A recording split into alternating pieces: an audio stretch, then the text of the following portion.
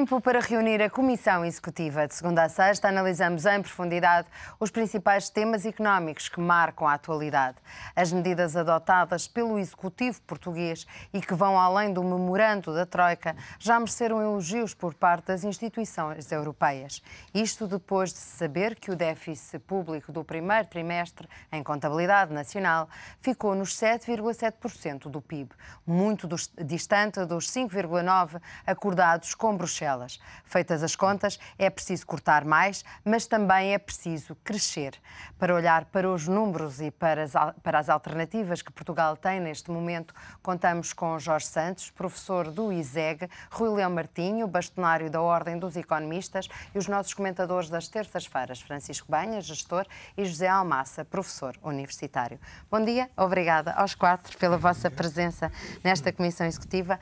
Jorge Santos, o que é que preocupa mais nestas contas que foram apresentadas pelo INE no final da semana passada?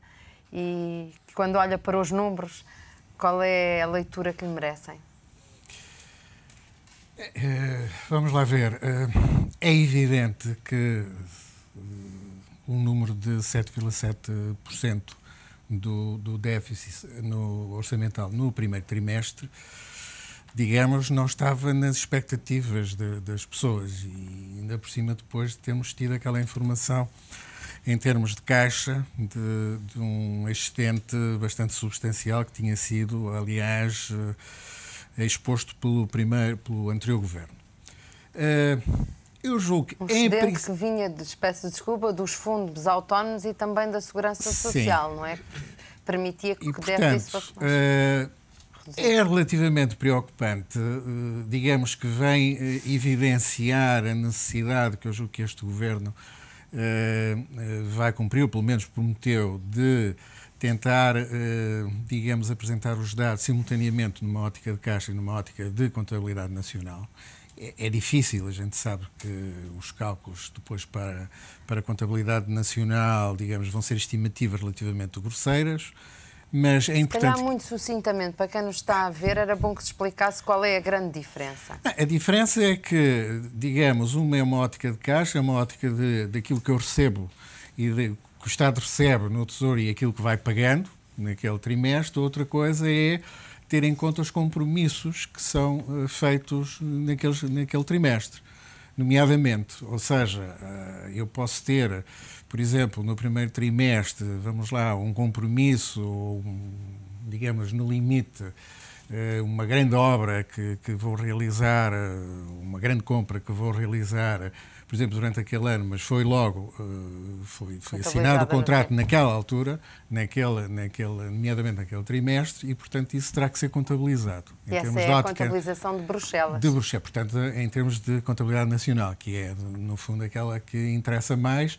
e que são esses dados que, de facto, são analisados por Bruxelas e que são aqueles que têm interesse. E, portanto, eu posso ter uma altura que parece que tem um enorme excedente em termos de caixa, porque entraram impostos, sei lá, do ano passado, de há pouco tempo, pagamentos por conta, ou seja o que for, não fiz grandes despesas e, portanto, parece que tem um saldo positivo muito grande que, digamos, pode estar a esconder despesas que eu me comprometi naquela altura e que vão ser, de facto, em termos de caixa, sair só mais tarde, mas interessa para aquele período que eu estou a considerar é mais esta ótica de compromisso. Evidente que há assim uns technicalities que não interessa estar aqui a falar, mas a grande diferença é essa. Mas as maiores preocupações quando se olha para aqueles números, quais são, efetivamente? Vamos lá ver, eu estou um bocadinho Eu julgo, apesar de tudo, o primeiro trimestre também é um trimestre um bocadinho especial.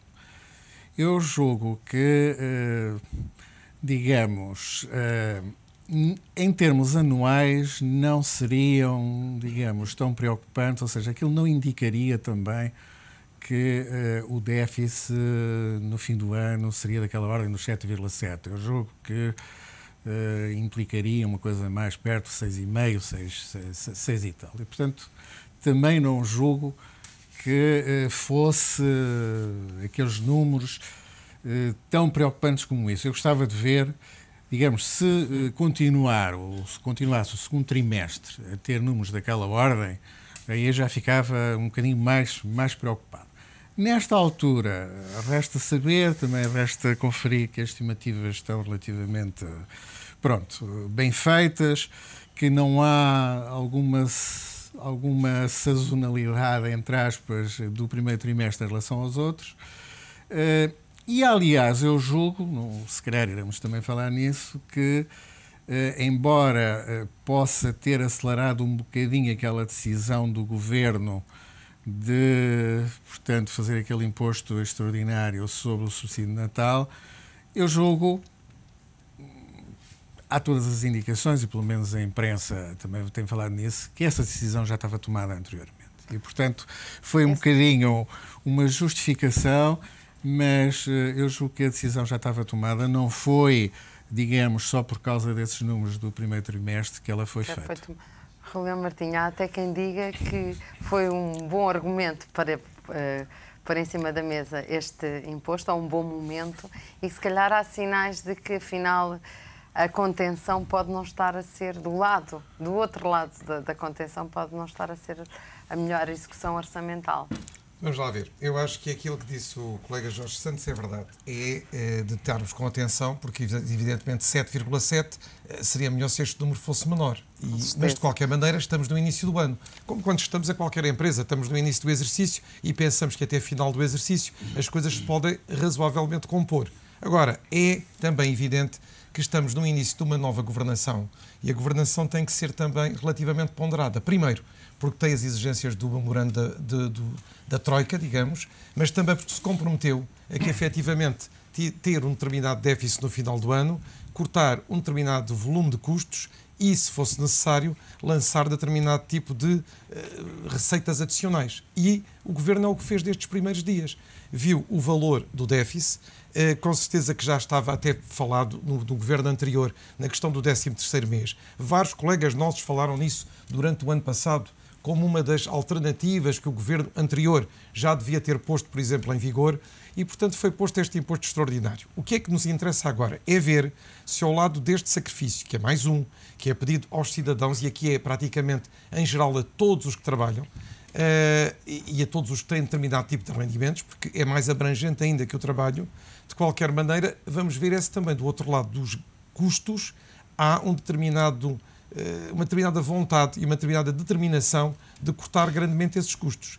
Hoje, este conceito extraordinário parece que começa por uma questão que na Segurança Social foi feita, digamos, há dias, que é cortar chefias em demasia. Também estava apontada no memorando das 3 instituições, mas precisamos mais do que isso. Precisamos de ver que serviços públicos é que são verdadeiramente necessários, que serviços públicos é que são dispensáveis e depois o que é que se faz daqueles serviços para os quais nós temos aquela lista infindável que até aqui no seu programa já várias vezes foi citada, de fundações, institutos, etc. O que é que se faz a isso tudo? Já lá vamos à parte dos cortes. José Almassa, acha que pode haver sinais de que, se calhar, os números do segundo trimestre, e um bocadinho sendo mais pessimista do que dizia Jorge Santos, podem não ser assim tão bons, e esta medida, porque é difícil imaginar que esta medida excepcional vai ser mesmo excepcional num contexto de recessão? Vai, e o Governo deve estar de posse já de elementos que possam comprovar isso, não é? Portanto, para tomar essas decisões. Eu gostaria só de chamar a atenção de um aspecto que, nas contas do primeiro trimestre, e nós, num dos programas que fizemos sobre este tema, que falámos que a receita, portanto, do primeiro trimestre estava influenciada pela antecipação, portanto, dos pagamentos dos dividendos em dezembro, portanto, que veio gerar entregas de IRC, portanto, durante o mês de janeiro, portanto, logo no início do primeiro trimestre, que eram receitas que normalmente só entrariam no segundo trimestre. Ora, o primeiro trimestre, mesmo assim, com os 7,7% de déficit, tem uma influência muito grande na receita, porque ela cresceu mais do que aquilo que cresceria normalmente. O segundo trimestre, portanto, conforme a Alda estava a dizer, se seria mais pessimista ou não, eu acho que as contas do segundo trimestre, eu tenho uma grande expectativa dos primeiros 6 meses. Neste momento só há 5 meses, eu estive a olhar para as contas só até maio. Há o abril em relação, portanto, às outras, portanto, ao setor empresarial, portanto, o próprio Estado em si, o Estado é só maio, mas falta muita coisa, portanto, as regiões autónomas só tem abril, portanto, ainda não há dados de... Uma coisa, por exemplo, que eu não percebo na era da informática e da internet neste momento, porque é que não está tudo já com maio, não é? Portanto, isto é só meter no computador, o facto de vir dos Açores ou da Madeira, já devia estar tudo contabilizado. Mas eu acho que o segundo trimestre, portanto, ou seja, os resultados acumulados do primeiro semestre não vão diferir do primeiro, porque a receita já foi... Nós já comemos, portanto, em verde, já não vamos comer em maduro, não é? Portanto, janeiro já não vai entrar agora em abril ou maio, já não vai entrar. Portanto, o primeiro semestre, para mim, vai estar na linha do primeiro trimestre. Portanto, pensando no conjunto, não é? Francisco Banha. Bem, resta-me dizer muito pouco sobre este tema, mas aquilo que estes números vieram confirmar foi algo que todos os especialistas apontavam, que as contas não estão controladas, os sérios avisos que eram passados da Unidade Técnica de Apoio Orçamental eram, pelos vistos, corretos e na minha opinião, não sou tão otimista como os meus colegas e acredito que a situação está pior. E no próprio segundo trimestre. E até porque é que eu digo isto? Nos primeiros 5 meses... Do lado da contenção orçamental. Sim, principalmente por aí, porque o lado das receitas, com os PECs sucessivos que têm sido aplicados, e nomeadamente com os aumentos de impostos que têm havido, naturalmente tem que haver um benefício. Mas vejam o seguinte, os primeiros 5 meses deste ano, a dívida pública aumentou 12,5 mil milhões de euros. Para termos, quando o Governo só estava autorizado para o ano inteiro a subscrever 11,5 mil milhões de euros. Se quisermos comparar, portanto, o aumento que é brutal, que eu ainda pouca gente tem estado a falar sobre esse tema, veja, nos primeiros 5 meses de 2009, a dívida aumentou 6,7 mil milhões de euros. Nos primeiros 5 meses de 2010, a dívida aumentou 7,5 mil milhões. E agora aumenta 12,5. Não está a incluir os juros. São valores... Está a incluir os juros, obviamente. As condições em que é contraída a dívida. Mas os montantes são brutais. Ou seja, se por outro lado associarmos que o PIB, 88% do PIB, do Produto Interno Bruto, é constituído pelo consumo. Ora, se com a diminuição dos vencimentos, com a diminuição das pensões, com o aumento dos impostos, ou seja, isso vai fazer com que o consumo diminua. E esse consumo, essa diminuição do PIB, não está a conseguir ser compensada pelo aumento das exportações. Elas aumentaram 8,5% no primeiro trimestre. Não é suficiente. Temos que fazer muito mais. Ou seja, esta medida é, obviamente, naturalmente, pode ter alguma precaução, mas tem que ser feita qualquer coisa e antecipar os problemas. Porquê?